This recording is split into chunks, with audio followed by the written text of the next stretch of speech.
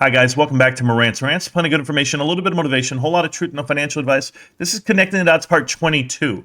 Now, Saturday, I'm hanging out. I want to show you guys some things. This is how Jim Cramer, the media, everyone can manipulate these outcomes. I'm just giving you an example of Cramer and why, because I could sit here and play Cramer clips and tell you all the things he's gotten wrong over the years, but I want to focus on one that's front and center as of yesterday, because it has ties into a video that we did before, and maybe you guys will find it uncanny like I do. So roll with me. Here is a tweet from Jim Cramer about 2 months ago where he says, UBS says, sell Foot Locker. If you do this, please invite me to your funeral. He then says, if you short Foot Locker, I'm allowing you to wear this number, and the number would be 0.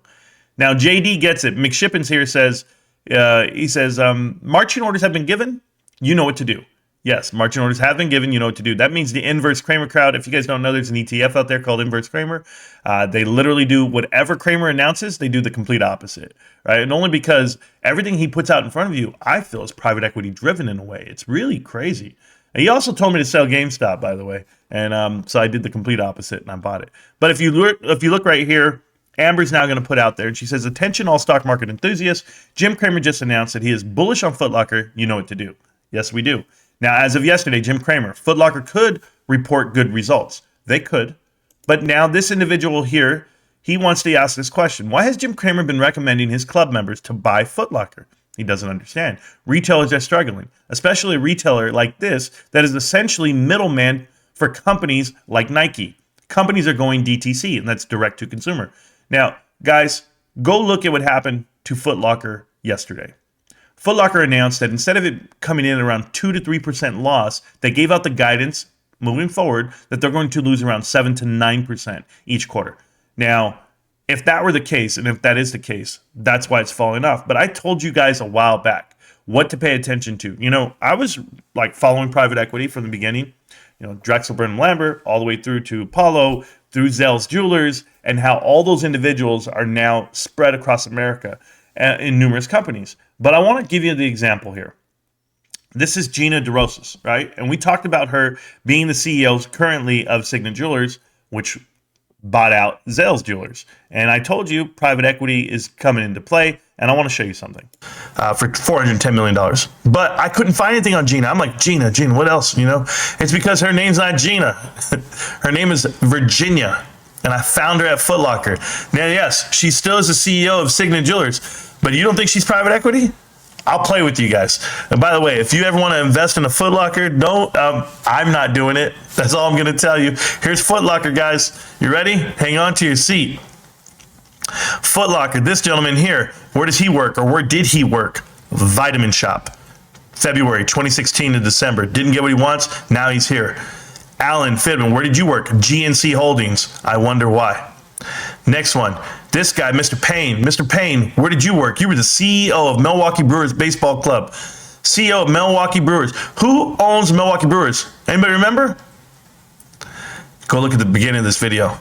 Mary Ann Dillon, currently on the board of directors at KKR, right here. You could read the whole thing. I'm just reading you the best parts. Rosalind Reeves, how you doing, hon? I don't know about this hair. I don't mean to talk, but I'm just saying. And what does she do? Human resources leadership positions at AMC movie theaters, Dollar General, and Sears. Yeah, no, I'll pass. All right, so I'm not going to go with Foot Locker. We get that. So I said then, what I'm saying now is I'm not going to go with Foot Locker. And I look at Mary Dillon. If you guys have not paid attention to her, Mary Ann Dillon, she's from Ulta Beauty, did really well over there for the last 8 years. That she was there before she got to Foot Locker. Why you would leave that company for a failed company like Foot Locker, or a failing company, I don't understand it. I don't. When you become a CEO of something, or you become a leader of the company, and you built it from the ground up, and it's going to continue to be successful, why would you not stay?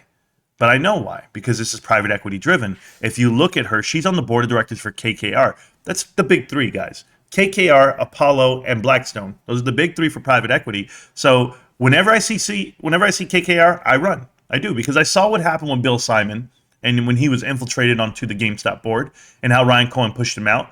But if you guys don't know the influence and why it matters, and just to give an example like Bill Simon, why was he ever at GameStop anyway? You know, he was the CEO of Walmart for 4 years. Why would you leave it if you're so good, or if it's going so well? That's the largest retail company in the world. There's not a bigger name that you could have, but yet you want to do what now? I don't get it. But hey, Mary, I'm gonna ask the same question. What are you doing over at Foot Locker? Why are you there, and what is the influence? KKR is planning people. I saw you had ties with Pepsi as well. I've seen numerous ties with Pepsi. You and Alan as well on the board there for Foot Locker. Go look at Kohl's. They have the same thing.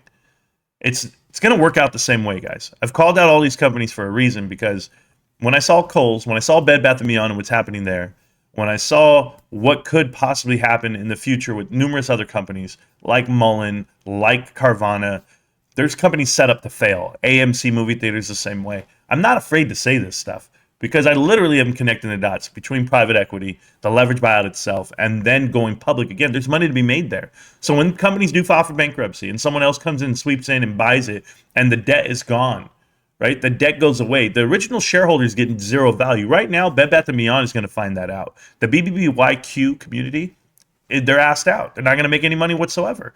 And I'm cavalier and I'm candid about it, because it's frustrating to a point. It's like you literally see what's happening to these companies. Jim Cramer is just a mouthpiece.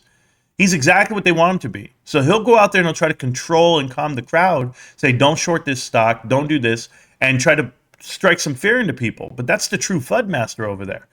And all I'm going to do is I'm going to keep connecting the dots. Guys, I would never know about Foot Locker. I wouldn't know one thing about Foot Locker, the board of directors, anything, if I didn't do the homework myself, drawing it back from Apollo all the way through.